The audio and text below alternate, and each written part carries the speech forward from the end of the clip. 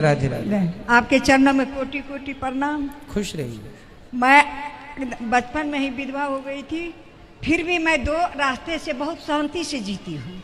एक सत्संग, दूसरा दीनहीनों की सेवा, यही जीवन में मेरे है और कुछ नहीं है। तो कितनी उम्र में आपके पतिदेव चले गए? पतिदेव मेरा मुंह भी नहीं देखे, शादी हुई बहुत छोटे में। अच्छा। हाँ, पति का मुंह भी नहीं देखे। आपने अपने पति का मुंह भी नहीं देखा? नहीं देखे। 5 साल की थी तो कैसे देखे। उसके बाद डेथ कर गए, हम मायके ही रह गई। अच्छा। क्या पढ़ लिख करके अपना भाई सब पढ़ा दिए, हम पढ़ करके। तो आपकी कितनी उम्र में शादी हो गई थी? 5 साल में। और विधवा कितने साल में हो गई? 8 साल में। ससुराल नहीं गए और देखे भी नहीं। उसी दिन से हम संकल्प कर लिए कि मेरे जीवन में नहीं कुछ है। जब मुंह नहीं देखे तो हम इसी रास्ते से उतर गए, सत्संग से। धन्य हो मैया, आप जैसी स्त्रियों को ही पतिव्रता कहते हैं इस धरती पे। और आप जैसी माताओं के दर्शन करने से ही पापियों के पाप नष्ट हो जाते हैं। इतनी बड़ी ताकत है, ये सती स्त्रियां हैं। देखो, सारी जिंदगी अपने पति की विधवा रह के गुजार दिया, लेकिन जीवन में किसी प्रकार का कोई दोष नहीं है। ये नारियां पूरी दुनिया घूम के देख लेना, केवल भारत में मिलेंगी, दुनिया में कहीं नहीं मिलेंगी।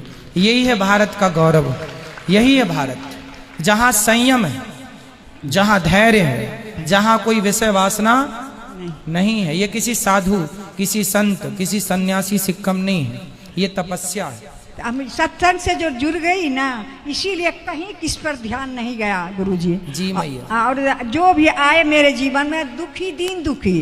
अब टीचर थी, रिटायर हो गई हूँ। अच्छा। 11 ईस्वी में तो पैसा था, हमको पैसा जो भाई जी को दे देते, जो मैं अपने खर्च के लिए रखती, उसी से मैं दान और दीनहीनों की सेवा की हूँ जीवन में। और बहुत बड़ी शांति मुझे मिलती है। भागवत कथा से मेरे जीवन में बहुत कुछ मिला था, और इतना मिला था हमको सुख भागवत कथा से, जिसके चलते लॉकडाउन जो लगा, आपका अचानक खोले, आपका दर्शन हो गया।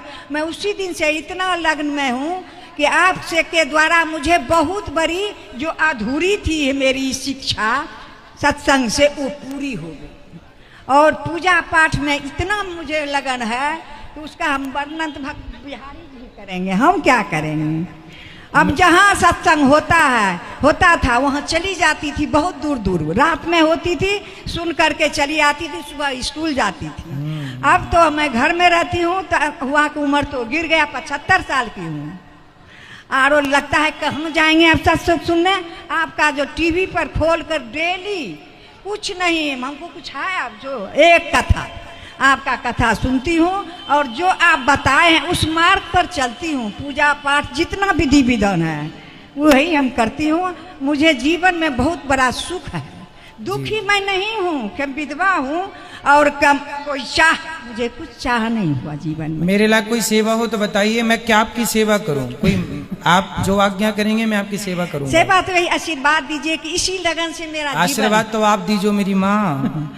उसी लगन से हम चले जाएं। और अभी जो आई हूँ इतना मैंने, आपने अपना लोक और अपना परलोक दोनों तैयार कर लिया। यहाँ आई जो हूँ आपसे मैं करवाने के लिए गोदानी। जीवित में ही कर लेंगे, मरने के बाद कौन भतीजा करेगा। ससुराल नहीं गए तो नैहर में रह करके, बच्चे भाभी मर गई तो बच्चे 3 थे, उसको पालन पोषण करके शादी ब्याह कर दिए। 2 बहू है और वही हमारा देख रेख करती है। मरने के बाद ये जो हम किए अभी 3 जग, ये हम अपना पैसा से किए। और भाई किसी को नहीं मांगे, भौजाई तो है ये नहीं है, हमें तीनों बच्चों पूर्ण रूप से अपने आप को भगवान को सौंप दीजिएगा, बस सौंप दिए।